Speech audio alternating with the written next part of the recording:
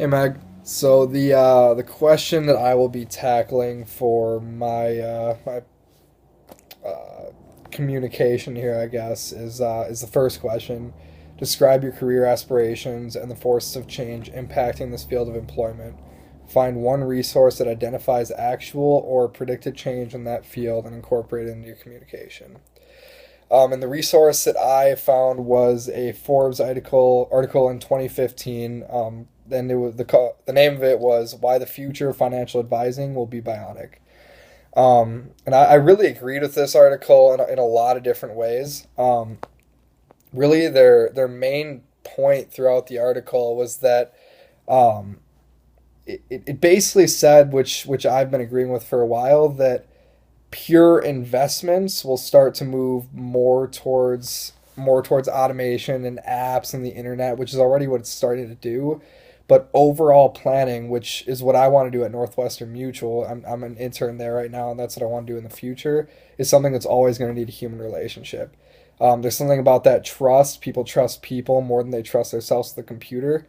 But there's a lot that goes into financial planning that an algorithm can account for. Life goals, just what people hold valuable. There's so many variables that are questions that we know how to ask as planners that I don't think computers or programs will ever be able to.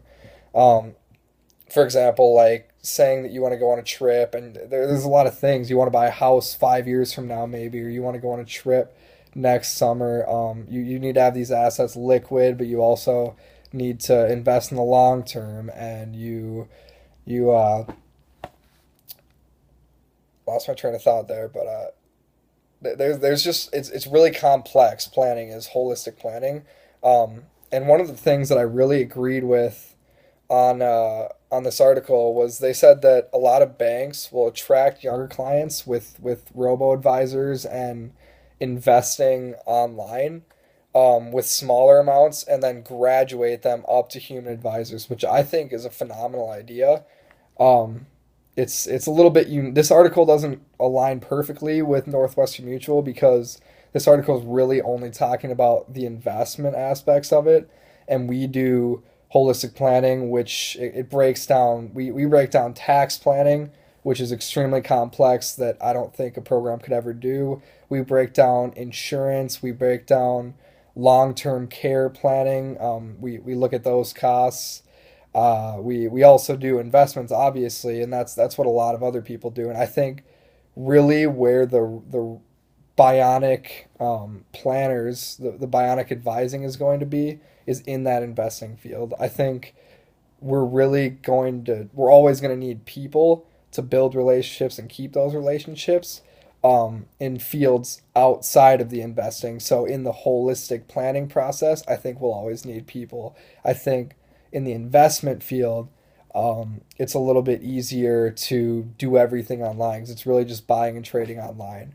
One other concern that the article had was that when the tech bubble burst in the early 2000s, people kind of panicked when they had things online because they didn't know how to do it quick enough as their stocks were plummeting and they wanted to sell it.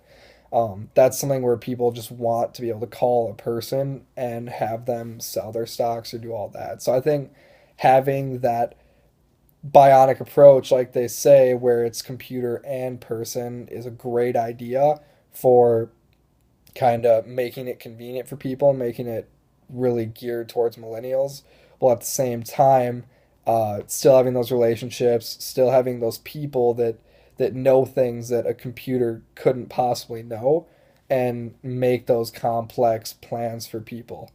Um, I think that's really unique. And some of the things that we're doing at Northwestern Mutual is we're building apps and websites where kind of like online banking where like people can go look at their funds and they can see everything that they have and they can see how it's growing and all that, which I think is cool and I think it's a step in the right direction.